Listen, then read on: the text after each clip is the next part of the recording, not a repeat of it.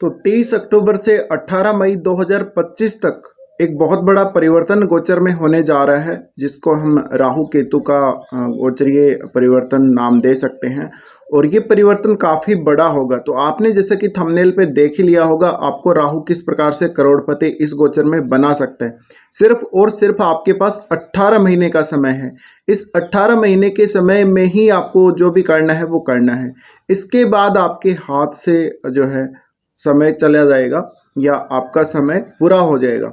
तो 18 महीने का समय है, अपने आप को आप तैयार कर लीजिए, क्या कुछ आपको करना है, किस प्रकार से आपको आगे बढ़ना है इन 18 महीनों में, किस प्रकार से अपनी प्लानिंग करनी है। तो यहाँ पर हम पूरा समझेंगे कि राहु आपको किस प्रकार से धन दौलत या पैसा दे सकता है, किस प्रकार से आगे लेकर जा सकता है और इनके जो रिजल्ट्स हैं वो क्या रहेंगे। देखिए, सबसे पहली बात तो राहु और केतु का जो गोचरीय परिवर्तन है वो 18 महीने के लिए हो रहा है। तो 1.5 साल का ये समय है। 1.5 साल का समय बहुत ज़्यादा होता है, बहुत कम नहीं होता है। तो ये इतना समय है जिसमें आप अपने आप को प्रिपेयर कर सकते हैं और बहुत ही अच्छे से काम कर सकते हैं।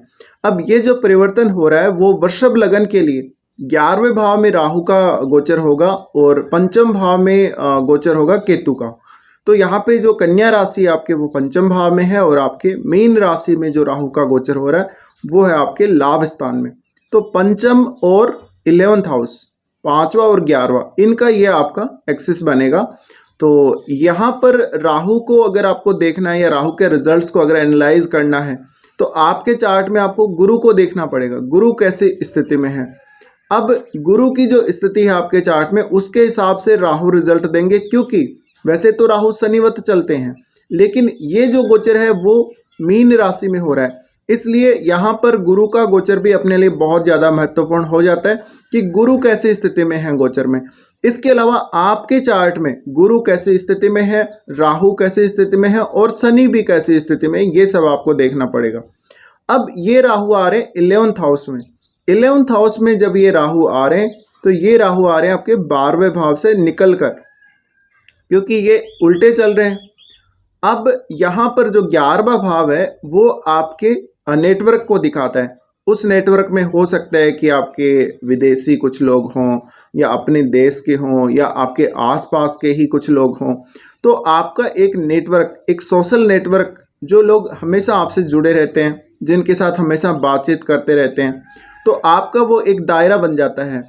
उस दायरे वाले भाव में जब भी राहु आता है तो आपको उनसे वो फायदा करवाता है।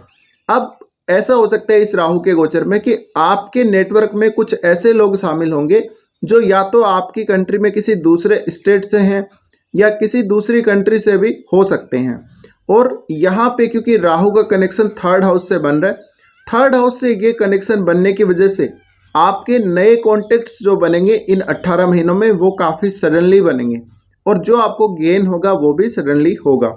इसके अलावा यहाँ का राहु कुछ हद तक आपको स्पेकुलेटिव माइंड देता है, मैनिपुलेशन वाला माइंड देता है। यहाँ पर वैसे देखा जाए तो मीन राशि है वो आध्यात्मिक राशि है और यहाँ पे हम जो भी त्याग करते हैं या जो हम खर्च करते हैं उनको ये दिखाता है। लेकिन क्योंकि राहु बहुत ज़्यादा मेटेरियलिस्टिक है, इसलिए यहाँ पर राहु का जो रिजल्ट रहेगा शुरुआत में आपको राहु बहुत ज़्यादा मेटेरियलिस्टिक बनाएगा, लेकिन एंड में जाके जब राहु का गोचर चेंज हो रहा होगा बाद के कुछ महीनों में, तब हो सकता है कि आप इतना ज़्यादा मेटेरियलिस्टिक ना रहें और जो भी पैसा आप बनाएंगे उसमें से कुछ हद तक आप पैसा खर्च भी कर देंगे बहुत ज़्यादा, या किसी को हेल्प भी कर देंगे पैसे के द्वारा। लेकिन शुरू में आप निश्चित रूप से मेटेरियलिस्टिक रहेंगे। अब इस गोचर में यह भी बहुत महत्वपूर्ण है कि शुरू में जो गुरु का गोचर हो रहा है वो आपके 12वें भाव में हो रहा है, उसके बाद जो गुरु का गोचर होगा वो आपके लगन में भी होगा। तो ये जो 12वें भाव में गुरु का गोचर हो रहा है फिलहाल, इसमें आपके ज़्यादातर कॉन्टेक्ट्स बनेंगे या विदेश से जिनको इनकम होती है या विदेश में किसी का कोई बिजनेस चलता हो, उन सब से आपको फ़ायदा होगा। इसके अलावा जितना ज़्यादा आप अपने नेटवर्क में नए लोगों को जोड़ेंगे, नए लोगों से जुड़ेंगे, उनसे बातचीत करेंगे, उनसे कम्युनिकेट करेंगे, उतना ही आपको फ़ायदा होगा। तो यहाँ पर ज़्यादातर आपको फ़ायदा हो रहा है एक लोगों का एक ग्रुप या आपका एक बहुत बड़ा नेटवर्क। तो अपने नेटवर्क पर आपको सबसे ज़्यादा ध्यान देना है। जो भी नए लोग आपके कांटेक्ट में आते हैं या जो ऑलरेडी आपके कांटेक्ट में हैं उनके ऊपर आपको ध्यान देना है। अब यहाँ पर अगर आपका राहु कुंडली में अच्छी स्थिति में नहीं है तो हो सकता है आप अपने दोस्तों के साथ चीटिंग भी कर सकते हैं, लेकिन यहाँ पर चीटिंग वाला मामला लगता नहीं है, क्योंकि यहाँ पर जो मेन राशि है वो गुरु की राशि है और गुरु की राशियों में अक्सर राहु पूरी तरह से दादागिरी नहीं कर सकता है।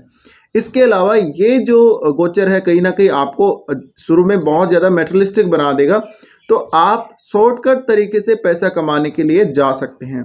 शॉर्टकट तरीके से आप कम्युनिकेट करके या स्टॉक मार्केट वगैरह से या कैसे भी करके आप पैसा कमाएंगे।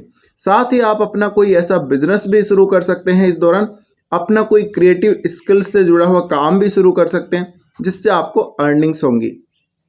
तो यहाँ मोस्टली आपके कॉन्टेक्ट्स आपके काम आने वाले हैं, आपका नेटवर्क ज़्यादा से ज़्यादा आपके काम आने वाला है, तो आपको इन सब पर फोकस करना है। अब जो हम राहु की अगर दृष्टियों की बात करें तो राहु की जो दृष्टि है सबसे पहले तीसरे भाव पे पड़ेगी। तीसरे भाव पे राहु की दृष्टि पड़ने से आपको आपकी खुद की हार्डवर्क से बहुत फ़ायदा होगा, खुद की मेहनत से बहुत फ़ायदा होगा। खुद की जो रुचियां हैं किसी भी काम में, उन रुचियों को आपको एक नया रूप देना है और उनके द्वारा आप कितना कुछ पैसा अर्जित कर सकते हो। इसके अलावा ये राहु लाभ स्थान में है। लाभ स्थान में जो राहु है वो आपको विदेश से कोई इनकम सोर्स दे सकता है। विदेश से मान लीजिए आपकी इनकम आती है या कोई भी आप काम कर रहे हैं, कोई बिजनेस भी अगर कर रहे हैं तो शायद हो सकता है आपकी विदेश से कोई इनकम आती हो, उसमें बढ़ोतरी हो सकती है। या विदेश में आप एक्सपोर्ट कर रहे हो किसी भी चीज़ को, तो वहाँ पे आपके जो क्लाइंट्स हैं विदेश में वो बहुत ज़्यादा बढ़ सकते हैं। तो इस प्रकार से इसका फ़ायदा आपको मिलेगा और यही तरीका है आपके करोड़पति बनने का। इसके अलावा राहु जो थर्ड हाउस को देख रहे हैं, तो थर्ड हाउस को देखने से आपके छोटे भाई बहन, आपके पड़ोसी रिश्तेदार, ये सब आपके लिए मददगार साबित होंगे। लेकिन मेन तो ये है कि राहु आपको अपने द्वारा ही हार्डवर्क करवाएगा, अपनी खुद की मेहनत से ही आप आगे बढ़ने वाले हो। तो आप इन 18 महीनों में ज़्यादा से ज़्यादा एक्टिव रहें, आप अपनी मेहनत से कुछ करने की कोशिश करें। इसके अलावा आप बहुत ज़्यादा साहसी होंगे, बहुत ही ज़्यादा मोटिवेशन के साथ आप काम करने वाले होंगे। उसके बाद राहु की जो दृष्टि पड़ेगी पंचम पे पड़ेगी। पंचम पे दृष्टि पड़ने से जो संतान पक्ष है वो हालांकि नेगेटिव रूप से प्रभावित हो सकता है, लेकिन आपको स्पेकुलेटिव चीज़ों से फ़ायदा होगा। सट्टा, लॉटरी वगैरह, शेयर मार्केट वगैरह, इन सब से आपको फ़ायदा होगा। आपकी क्रिएटिविटी से आपको फ़ायदा होगा। आपकी सोच कैसी है, आपको मेटेरियलिस्टिक सोच अपनी बनानी पड़ेगी अगर आपको पैसा अर्जित करना है, बहुत ज़्यादा धन कमाना है तो। इसके अलावा राहु पंचम को देख रहे हैं तो आपकी एजुकेशन को थोड़ा सा यहाँ पे डिस्टर्ब करने का काम करेंगे।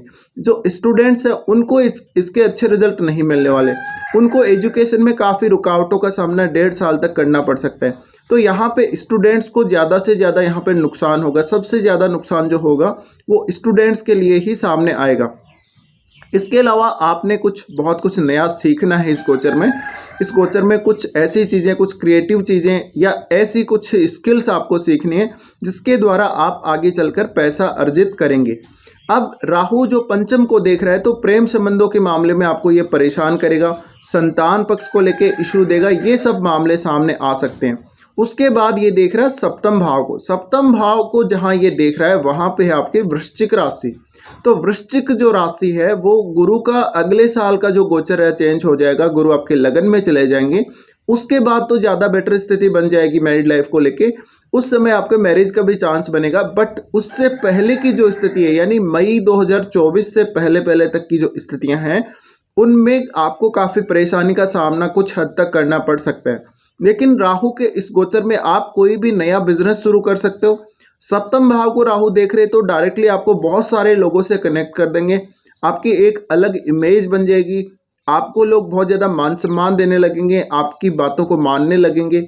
इसके अलावा आप जैसा कहेंगे वैसा लोग फॉलो करेंगे, तो कुछ हद तक ये और भी ज़्यादा आपके लिए फेवरेबल हो जाएगा।